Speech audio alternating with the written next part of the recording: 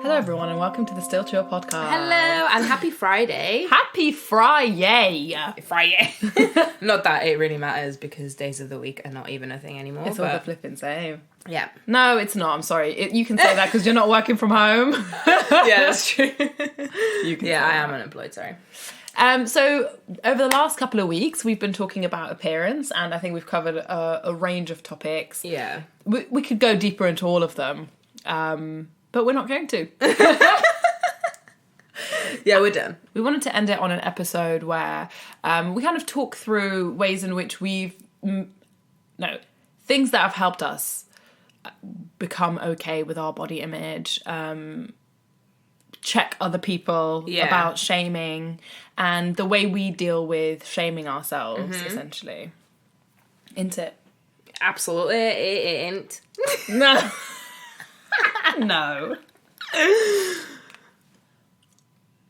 So how have you changed the relationship that you've got with your body and how you feel about it?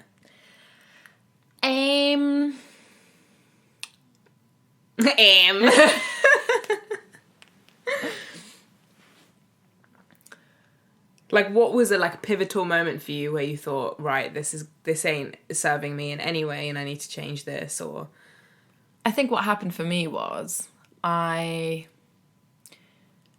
used to put so much value and mental energy into the way that I looked, from makeup to fashion to diet culture, all of that stuff. I was well into it. And when I started to... Well, what happened was I went through a breakup and then I was like, oh my God, I'm nothing. Yeah. I'm this, I'm that. And that's normally when all the self-criticism comes in. Absolutely. When a big life event happens or when something goes differently to what you expected it to be. And then I started to just notice the way that I was talking about myself. And I was like, wait, no, I'm that gal. And it was it wasn't straight away. I wasn't like, oh, wow, I love myself. Wow, I've just realized this and I love myself. It was just focusing on the things that I really liked about myself. Yeah. So, my question to you, Raha, is in the last episode, you got quite personal about body shaming at home and at school and the rest of it. What is it that happens when someone says something to you about, I don't know, your acne, let's say? Well, for me, it's I already have those thoughts prior to somebody outwardly shaming me for it. Like say for my weight or my acne or whatever. Those are thoughts that I've already had where I'm like, oh, it looks so awful, or, why me, and all of this kind of stuff. And then when somebody highlights it, it's almost like confirming those thoughts. It's validating that. So it's like every negative thought that you've had about your appearance just gets amplified because somebody else is also reinforcing that. Yeah, it's confirming it for you. So I just get embarrassed immediately and I just feel really hot in my body and my heart just starts beating really fast and I just feel like I just get so embarrassed and I try so hard not to show it as well. But that feeling, I feel escalates into it's just another level of self-loathing. Yeah. That I feel more in my own time. When I go home at the end of the day where I'm like, oh my God, somebody's pointed this out today and I just feel 10 times worse about it. So, yeah. Definitely. You definitely ruminate on what someone said and our mind works like Velcro. The negative stuff just sticks. Yeah. For and sure. it sticks. And there's an evolutionary explanation for this because we need to be aware of the negatives in order to kind of avoid them to survive, avoid the bad situations or avoid social rejection and all of that stuff. But we've never been exposed to this much opinion.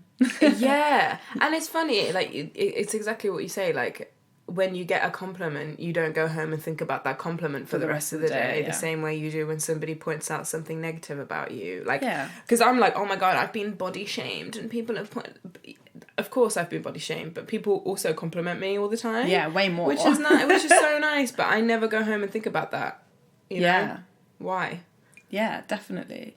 So what you were saying, I think, is really important, that it's almost like the external validation to what you're already feeling on the inside, even though what you're already feeling on the inside is also influenced by external. So it's like a vicious cycle, isn't it? Yeah. And yeah, you get really hot, embarrassed. I feel very similar. Sometimes I feel enraged. I feel quite angry. Like, who are you to tell me this? Yeah. I only felt more enraged as time went on. Right. Like, when I was younger, I didn't. I felt more embarrassed. And then the older I got, I used to think, right, who are you? Definitely. And you... Raha's rage with mom and dad. Wow. Justified, don't get me wrong. But you don't take it anymore. No, I'm sorry, I don't. Because I've seen the impact, do you know how it makes me feel, and it's just unnecessary in my eyes now. So how were you able to set some of those boundaries? Just woke up and choose violence. No, I'm joking. No, but literally. No, but it's something I'm still working through. I've had to change. In order for other people to see me in the way that I want them to see me, I have to do that work internally first, and then if somebody makes a comment or something is said that's out of line, then I feel that I'm able to call them out on it. But there's no point in me attacking people if I'm not doing anything to make myself feel better about myself. Yeah, does that make sense? I appreciate that, definitely. And yeah, I think it does have to start with fully accepting it. It has to be your relationship with yourself, fully accepting yourself, and then you let other people know how you want to be treated. Yeah. Exactly, like what you will call me and what you won't call me, for example. Do you know what I mean? Yeah, it's what you allow within yourself, like how do I treat myself, and then holding other people to that same standard. Yeah. Yeah, definitely. And I think boundaries are so important when it comes to this stuff, especially because it's a lot of the times it's our loved ones who point this stuff out to us. And they think they're doing it with the best intentions most of the time. And they do. Yeah. Which is why maybe like the aggressive approach isn't always the one. Yeah, but I think for you it's worked because it's because it's shock factor. Yeah. So what would you say is the best way to deal with that? Like when you do, like for example, I feel quite enraged. Even if somebody doesn't make a comment, those things still come back up for me. Like, if I'm triggered in any way, then all of those bad comments that I've had over the years just come flooding back, and I just feel angry. How can I calm myself down? Well, I think when you participate in, like, meditation sessions and with meditation groups and stuff, this naturally comes up for you. So this is stuff that you work through. These emotions and these memories arise naturally within like a random meditation, and you're able to work through that then. I don't think you can deal with all of it in like one big lump. But I also don't think that you need to go looking for all the times that you were shamed. You will work through it as and when your body feels safe enough to do so and ready to do so. Okay. But I think one of the things that's really important is noticing the way that you respond when you feel like you're under attack. Mm-hmm. So you have the fight, flight, freeze, fawn response, right? And when someone is shaming us about the way that we look, or whether it's like intentionally harmful or not, it does feel like an attack. Yeah, it does. Even if it's like a sly little, side attack. And yes, and our body responds in that way as well. So we either get enraged and we want to fight that person. We get really defensive and we're just like, well, okay, but have you seen yourself? Yeah. Or we flight, we run away, we want to get out of the situation. We get like, it's that embarrassing feeling that you're talking about. You're like, oh my escape. God. Like you just want the ground to open up and swallow you. Yeah. Yeah. That's flight. And then you have freeze, which in that moment you're literally just frozen in time. Just shook. There's shook. Like everything just goes blank. Yeah. And then you have the fawn response. And the fawn response is essentially where you believe what the other person is telling you.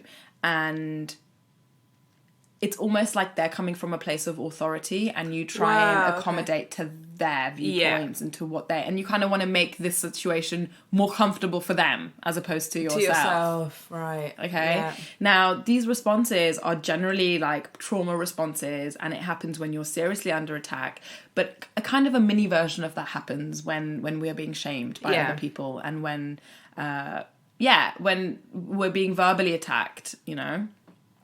So it's really important to know the way that you respond, and you may respond in all four ways in different circumstances. For example, I think at home, my response is to fight. I think, like, for example, at school, my response was to flight. Really? Yeah, oh God, yeah. Very embarrassing. Just really? wanted to go away. Yeah. Oh my God. Just go away! I always imagined that your response at school would have been to fight as well. Yeah, I think I give off that persona, but I don't know if that's actually how I really feel. Yeah. You know what I mean? Yeah. Because I always thought growing up that you would fight, and then I think I saw more of your insecurities come out when you did start dressing up more and putting more makeup on and making more of an effort. And then I thought, oh, actually, those comments do get to you. Because I just thought... Oh, yeah. It was, your this skin front was like made of concrete. Oh, babe. God. Yeah, no. No. And also the fawn response is quite a thingy one for me, because I think as third culture kids, and I've spoken about this before, we have such we've had to be so adaptable. Yeah. And we've gone through so much discomfort trying to adapt to other people's cultures and not know who we are. Yeah. That a lot of times we find it easier to put ourselves through the discomfort and allow someone else to feel comfortable. Without a doubt. You know? Yeah. I so resonate with that. It's just so much easier for me and to you feel just believe it. Like, and yeah, I would definitely rather put myself through the discomfort, because their discomfort makes me uncomfortable too. As well, yeah. You know, it's just, yeah, definitely. And that brings us on to boundaries, because they're so uncomfortable. Yeah.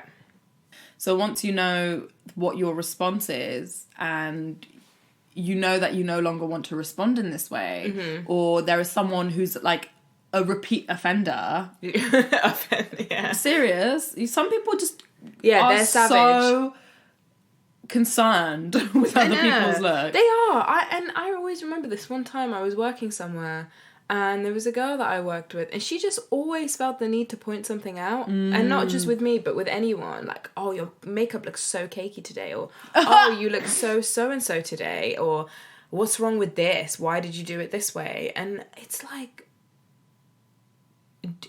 your business, mind it. Like, yeah. I just couldn't understand. But then I also feel like people like that must have been criticised for so long in their own lives, and they criticize themselves. And they do criticize themselves just as much, if not more. I can totally relate to that. I was one of those guys, definitely, 100%. And I think once you know how you respond, you can then set yourself some expectations from yourself, rather than being like, okay, well, I don't want to respond at all. Okay, well, that's not realistic. But if you know you're gonna fight, being mindful of that and noticing what arises for you in that moment. What is it that makes you want to fight? Yeah. You know? And then with those critical people, being able to say, hey, I don't appreciate that. And there are some people you have to say it to 10 times. And if you feel like people keep disrespecting your boundaries, then it's serious.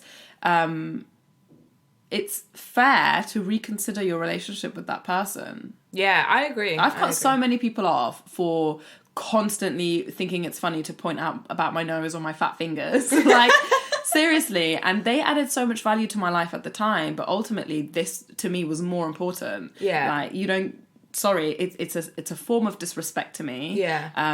Especially when it's to do with a feature that's such a big part of your culture. I think that that actually is a microaggression, and it's...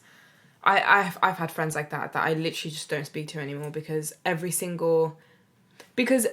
with like banter, especially in the UK, it becomes such a thing where you just sit and roast each other, or you make fun of each other, and that's literally what my high school experience consisted of. So we would do this back and forth all the time, but I would notice with certain people, every single thing that they would make fun of me for was in relation to my race. And then I would, or ethnicity even, then I would find it a problem because, do you know what I mean? You're not making fun of things that you're going to make fun out. Do you know what I mean? Sarah is not going to get the same... Yeah, the same roasting. The same roasting that I'm going to get. Yeah. You're going to make fun of the fact that I'm still, like, in customs waiting for my visa or, you know?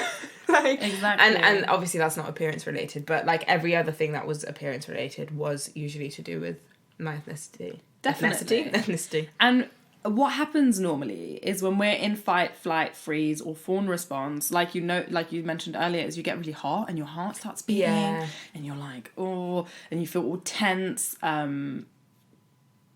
Sometimes you go red. Mm-hmm. One of the ways in which... my God, yeah. Oh, sorry, just to interrupt you. I went through my whole life thinking I never went red until one day you said to me, "Why are you red?" And it was a horrible turning point in my life. I was shocked. I didn't want to leave the house. You thought you had everyone fooled. I literally was like, this whole time, I was like maybe late teens, and I thought I never go red. Such an embarrassing moment. Anyway, carry on. Sorry to you, dear. Yeah, when we're in that response, what happens is, obviously to varying degrees depending how like big the attack or the threat is, but your digestive system shuts down, your reproductive system shuts down, which is why you poo yourself. Like if you're in a seriously scary situation, like it's just like, okay, all systems go.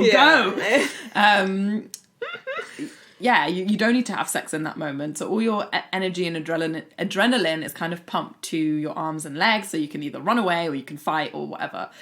Blah, blah. Anyway, the way in which to get yourself back into rest and digest, or to get yourself relaxed, is to do deep belly breathing. And that's scientifically proven. Like there is so much evidence to show that diaphragmatic breathing gets you back into your relaxed state. Okay. So one of the ways in which I always encourage clients to become really familiar with deep belly breathing is to just lie on your back in your bed, set your timer for 1 minute or 5 minutes. Yeah. Put your hand on your stomach and just notice your stomach moving up and down until your timer goes. And the more you practice something, the more automatic it becomes. So when you're in that situation, you're able to access that deep belly breathing much easier and for a much longer period of time than you would if you hadn't been practicing. Yeah. Okay. Do that make sense? It does, yeah. And yeah, that's just for when you're in that moment and you're being shamed and you feel yourself getting all hot. But also, when you are in fight, flight, freeze, fawn, your prefrontal cortex, which is the front part of your brain, which is like to do with your executive functioning, like your decision making, yeah, and all of that stuff, it shuts down because it's the newest part of your brain. It not shut down like it doesn't exist anymore, but it's definitely less active. Yeah. And then what that means is that you can't make very good decisions and you don't think very rationally. So that's why when you're like in an argument, you say things you don't mean. You don't mean, okay. Or you react in a really, I don't know, sometimes you do something embarrassing, you know, and you're like, why would I do that in this situation? So when you do that deep belly breathing and you get yourself back into rest and digest or relaxation mode, that part of your brain starts working again. And you can make informed decisions about setting boundaries, about, I don't know, leaving the situation, whatever it is that feels, I don't know, healing and nourishing, I guess, in that moment. And it's not like as emotionally charged. Exactly. As it would be when you're feeling really, really... Exactly, because when you set your boundaries in an emotionally charged way, the other person's going to get defensive. Yeah. Definitely. And I think that's really useful, especially because it's easy to say, like, just get yourself out of the situation. But I know that there's times within, like, family environments, like Christmas or any, you know, times where you can't actually escape that. And people are kind of just attacking you and you just have to put on a face. So to go away and just have, like, a minute or two to just breathe and get yourself together is so useful. Yeah, definitely. And I think even in those circumstances that when you are setting boundaries, and I'm sure so many people can relate to this, where you've been firm with someone and you've been clear with what's not acceptable to you with someone, and they don't respond well to your boundary. Yeah.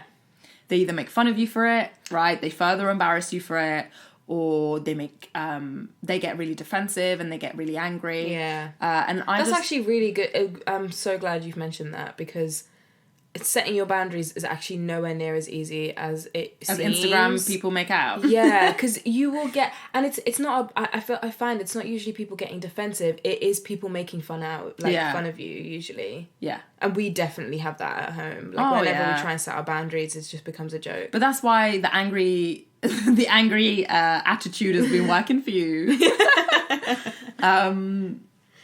And yeah, it's really important to see who it is you're talking to, and people will know that people will respond in that way, and that doesn't take away from the boundary that you've set. It doesn't make you less than. It doesn't mean that you're a weak, sensitive person in any way, shape, or form. It means that that person has benefited from you not having boundaries, and that they don't like it anymore that you're now setting them. That's all that means. It really it's not a reflection on you. But then how do you respond if somebody does make fun of you? Well, it's a tough one, because it depends who it is. If it's a colleague, for example, for me, like, I will only repeat a boundary, like, no more than 3 times. Mm-hmm. And if they're still crossing that boundary, like, I don't need you in my life, and I will keep it as our relationship as minimal as I possibly can. Mm-hmm. Because I'm looking out for myself. Yeah. And in an instance where it's like a family member, or it's someone who's around you all the time and they're making fun of you, just explaining, like, what you're doing right now is actually quite hurtful. Mm-hmm. I always find when But then what if... I know I'm throwing out all these scenarios, but I just... Because I've seen this a lot. And, okay, let's say they're not making fun of you, but they're gaslighting you in some form and just being like, you're way overreacting. Like, that's not how I meant it. That is clearly not my intention. And you're making me out to be X, Y, and Z, and I'm not this. I think I can only respond to this from my personal experience, to be honest, because I don't know the answer that would be the general answer for every single person. But in my experience, what I found was when I got really deep into my meditation practice and I was doing journaling, I became really firm in understanding who I was and accepting of who I was, right? So when someone is doubting me, I'm far firmer when I know, like, I'm firmer with myself when I don't feel like I need to doubt myself. I know, but how do you show that you're being firm? Like, what's your response? If someone is gaslighting you, and this is something that they have done for a long period of time, and this is a common pattern for them or a common behavior for them, and you know that within yourself, right? It's questioning whether you're willing to keep this person around in your life, with boundaries and keeping them at a distance, knowing that they've got abusive tendencies, right? Or whether you decide that this person needs to be out of my life because the harm that they're doing is way outweighs everything else that they're contributing to my life. Okay. So really question, like, the context exactly that it's in and what that person is actually bringing to the table, in a sense. Yeah, because I think with gaslighting, it's really difficult because I think it's become such a buzzword on the internet. Yeah. And there are incidents where you are in a fight and the other person, and you both don't remember it correctly, right? Yeah. And they're standalone events. It's not a thing that happens frequently, but that can happen where you don't remember something correctly, or you think that you remember it one way and the other person thinks they remember it the other way. It doesn't mean that they're necessarily gaslighting you. Yeah, but they just have a different account of what's happened. Gaslighting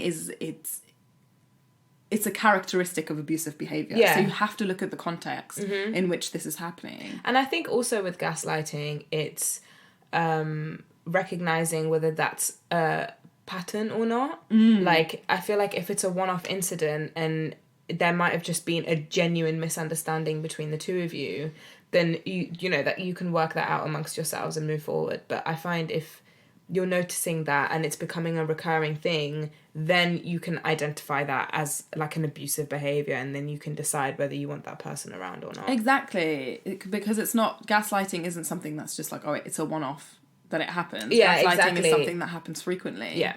And I think there's a bit of a miscommunication happening with that. I think so too. Yeah. But yeah, there are definitely people who are going to make you feel a type of way for setting your boundaries. Mm-hmm. And people are always going to do that. And if people are going to constantly try and cross them, yeah, you know, and break those boundaries. Yeah. And it's then up to you to make sure that you keep them firmly in place. Exactly, because people, yeah, it's just in our nature to push, I guess, until someone tells us no. Yeah.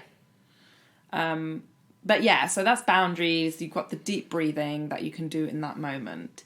If you are someone who finds yourself shaming other people or judging other people a lot, even if you don't like directly say it to their face, and you're worried about other people's opinions of you because you judge other people so much. You know, I went into this last episode. Yeah. I would highly recommend taking up a meditation practice because it puts your judgments into perspective so much. Mm-hmm. You start to notice just how black and white you see things and how that's hindering you. I'm not going to sit here and explain the process of that. It's like, that's one of the things that you just got to sit and do. But it's also recognizing where those judgments come from and what they're actually rooted in. Yeah. Well, when you're meditating, you start to become aware of the judgments in the first place. And then, the next step is like being like, okay, where does this come from? Mm-hmm. How does this impact my life? How does this impact the way that I experience life? Yeah. What am I shutting out? What am I closing myself off to? And that's the thing. We close ourselves off to things, even our body parts and our relationship with our body.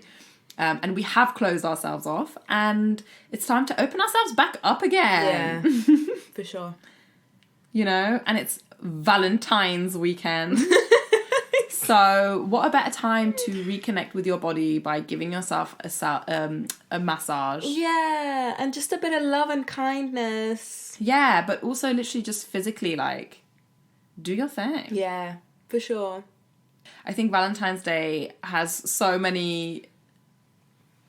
I think it's quite a controversial one because I think there are people who don't have partners. That's like the obvious one, the single people.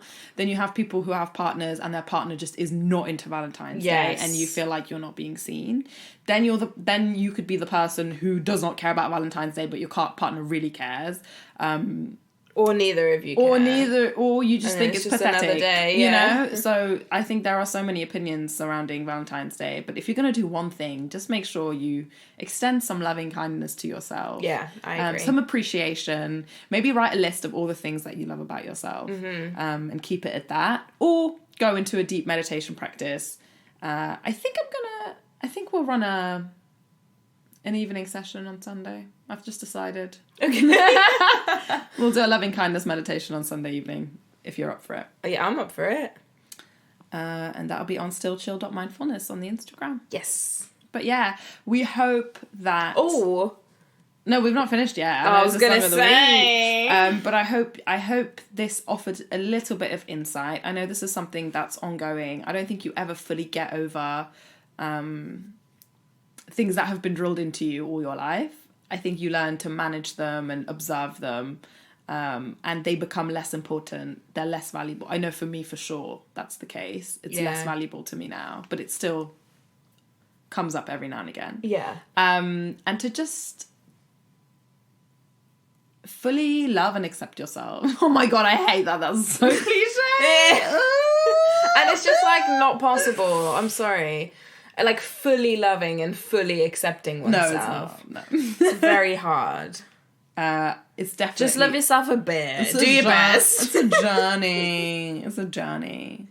No, but here's my thing, Raha. I think, from my point of view, I know what you mean by a little bit, but I don't think you know just how deep you can go with it. No, I don't know.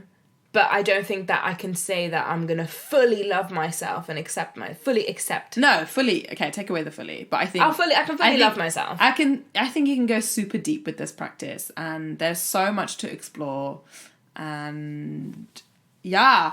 What's your song of the week? Mine is St. Thomas. Oh my God. By Sonny Rollins. Rob started playing the saxophone again. Yeah. Which has been just wonderful to listen So a to. good little swing tune. St. Thomas is my song of the week. What's yours?